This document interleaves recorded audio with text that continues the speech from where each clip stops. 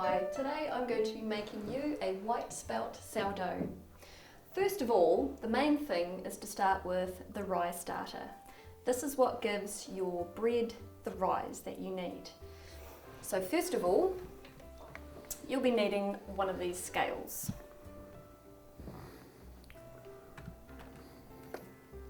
Okay, so we're going to be working in grams and mils. And first off, I usually keep my starter in an agi jar. I find that these give enough air for the starter to live. It's a living bacteria. Okay, so we measure this. You need to tear your scales. That's great.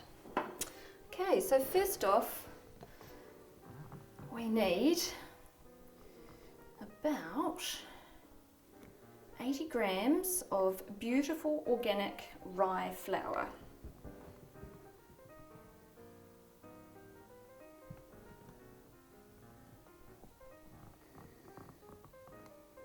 So we're feeding the starter to keep it alive. So that's around about 80 grams. Next off is we need some really nice spring water, rainwater preferably.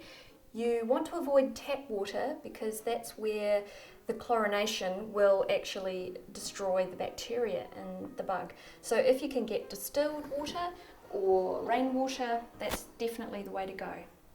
So next up we pour in 120 mils of beautiful distilled rainwater.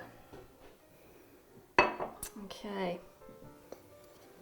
and another thing to remember about your starter is that it does need to be in a ceramic or a glass container.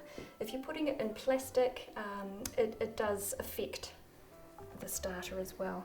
So we'll take it off the scales and we'll just give it a good mix. You want plenty of air to get into your starter as well. This is what keeps it alive. Give it a good mix. It doesn't necessarily have to be well mixed, just a little bit is fine. So we'll put that aside, and you need to basically have this warm and dark with a little tea towel over top. So over here I've got one that I fed last night, and you can see the bubbles inside the starter. Now that is key for the rise in the bread. If you don't have the bubbles, you're not going to get the rise. So that's what it should look like.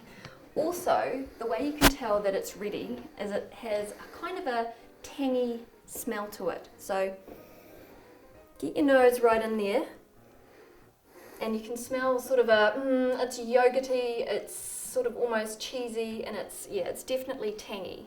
So you want that flavour to be infused into your bread. So this is really important. All right, so I'm going to be using this starter. Since it's all ready, this one's going to go overnight. Okay, so we are ready to make our white spelt sourdough. So what you'll need is, you need your flour, and I use Pico Whole Foods spelt flour. So this is from Canada, but I find that it's actually, it's quite low in gluten, so people who are celiac or gluten intolerant, it's a little bit better for them. Okay. Traditionally, sourdough is made with rye and wholemeal only, but I've been experimenting over the years, and I've found that the spelt actually produces a beautiful bread as well. So I'm gonna get, this is a double mix. I do 2 breads at a time, and I'm going to be doing 800 grams. So there's 400. Let's put that straight into the bowl. And another 400.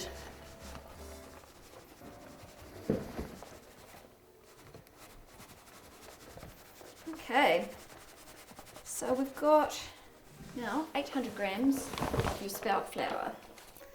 This goes into the bowl. Now the important part, we don't want to use a metal bowl for putting our starter in because metal affects the bacteria, it actually kills it. So you want to basically pour it in, if your scales can handle it. You want to pour 200 grams of your bubbly, delicious starter. So that's going to go right in, right on top.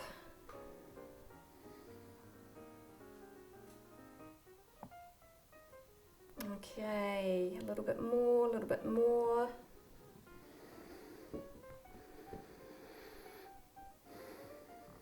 Alright, so that's about 200 grams. I'll set that aside. Next up is your salt. So I use a coarse Himalayan pink salt. I find that it gives the bread a beautiful flavour, and the salt is really important for the rise in your bread. If you forget the salt, it will taste really bland and it also won't rise as well. So, I have a mortar and pestle, and I've put the pink Himalayan salt in there. I'm just going to give it a good grind down. I want it quite fine.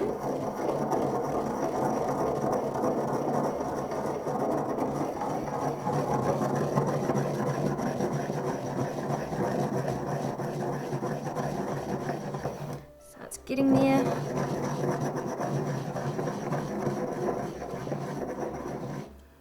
That should do it. This also gives you excellent biceps. Okay, so we need 2 1/4 heaped teaspoons of Himalayan pink salt. That just goes straight in. A tip here is not to put your salt straight onto your starter. It's the same when you're making yeast breads. You don't want to put your salt on top of your yeast or your starter. It does kill the bacteria. So you need to be careful with that one. 2 1/4 teaspoons. So what I normally do is just give it a wee mix into the flour. Okay, so there's no chance of hitting the bacteria there. Alright, next step. I'm going to add our water. So again, rainwater, distilled water, or spring water is best. And we're going to aim for 550 mils.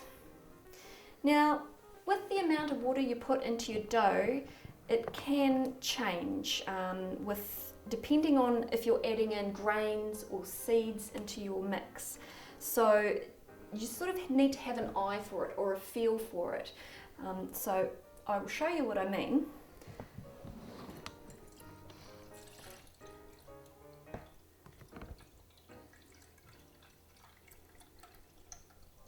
Okay, so let's start with 550. And we pour that straight into the mix.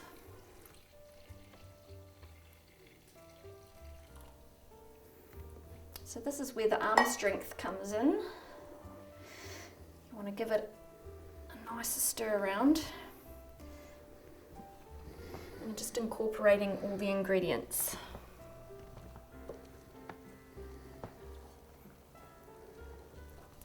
So today I am going to add some organic sunflower seeds. I find that the white spelt and the sunflower seed works beautifully together.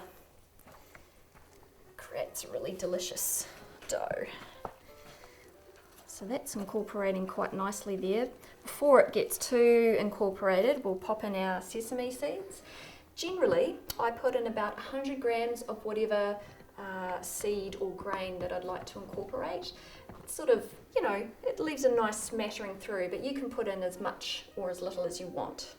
You could even leave it plain, but I enjoy the extra nutrition of some sunflower seeds.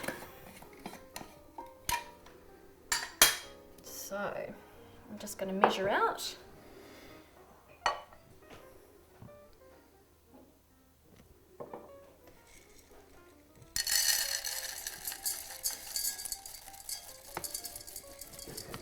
find that 100 grams is actually quite a nice amount to add to it. So we just add that in now. Get all of them out.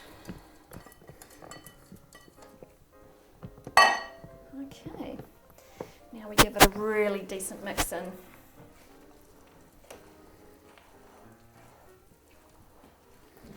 And as I'm doing it, I'm just turning the bowl just to make sure that I'm picking up all the dry flour off the bottom of the bowl. Getting the bits off the sides.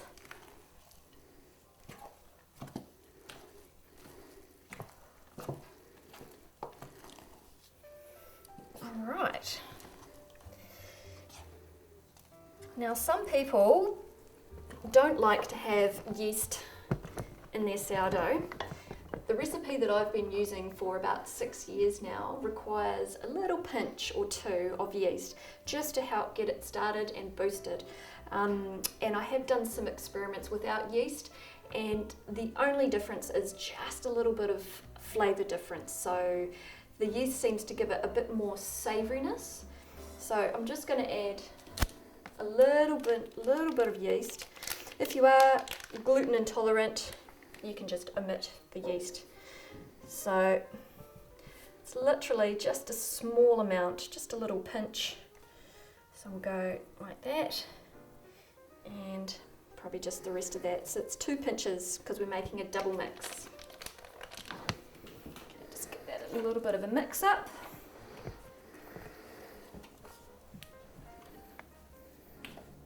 And there we have it. A lot of breads require 10 to 15 minutes of kneading, but I've found over the years that you can actually save a bit of arm strength, and I just basically incorporate it and do a larger knead sort of in the second round. Okay, so I've prepared something for you earlier, which is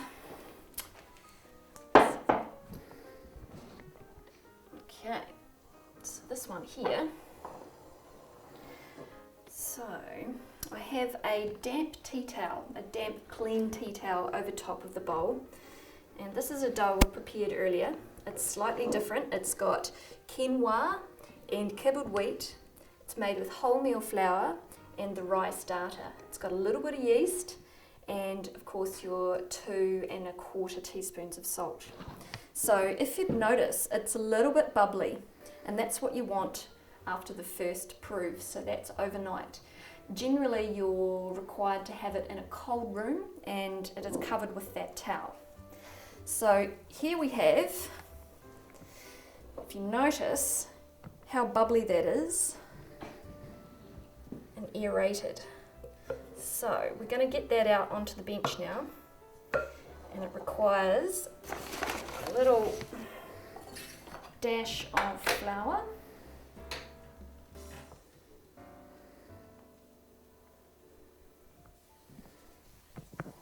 just spread that around. Okay, and one of these is a very handy piece of equipment to have. It's very simple. It's a dough scraper, and I've found this to be extremely useful in making many sourdoughs in the last few years. You can get every little bit of dough out of your bowl.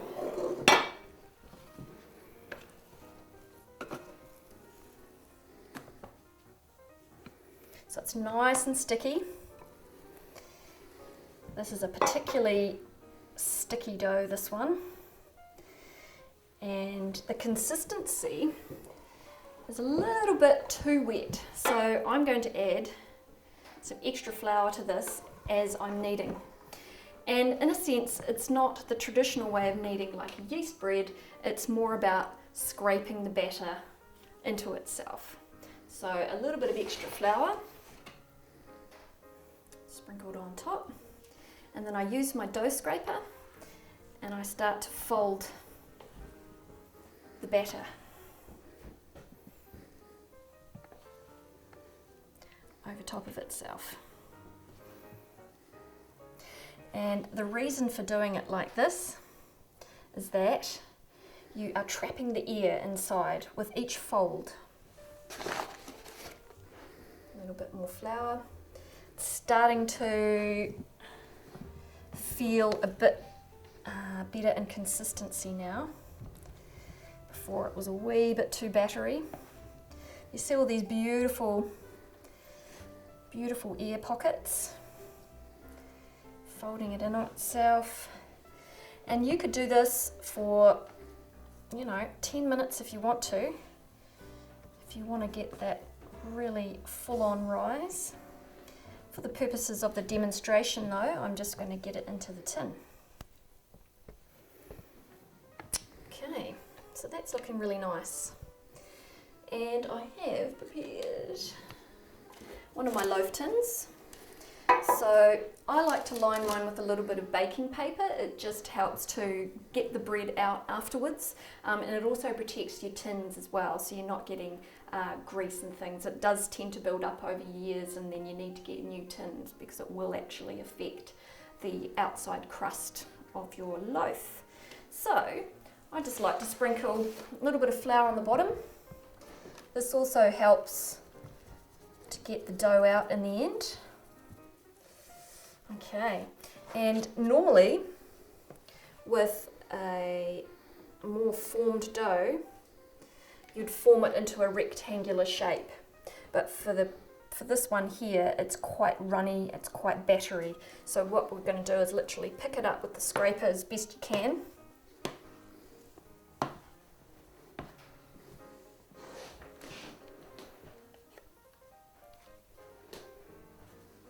Alright.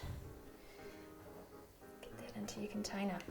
So now a little bit more flour, just going to sprinkle that on top, and that's going to help you to push into the sides of the tins.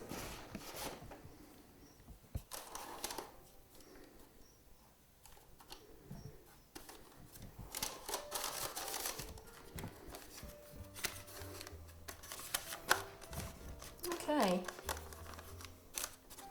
and because it's a we are going to do a sunflower one, but I like to put a little bit of a topping just for decoration, but also it just gives a little added nutrition. So I just like to pop a few more sesame seeds on top, or whatever's in your loaf. I put a little bit extra on top of there. So that's going to rise up beautifully. So you need to put that in a warm, dark place. Generally a cupboard's quite good, that's somewhere near the fire, or a water heater cupboard.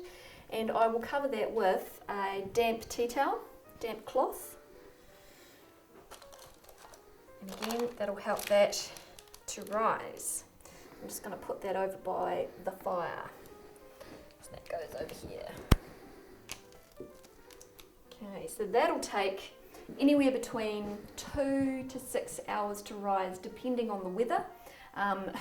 Depending on, a lot of factors there. So just be patient. It is quite a lengthy process to make a sourdough, but the flavour in the end is well worth it. So here's one I've prepared earlier. So we unveil, and just look at that. That is beautiful. Okay. So here, if you really want your seeds and topping to stick, you want to use a pastry brush and just gently brush the top with a little bit of water.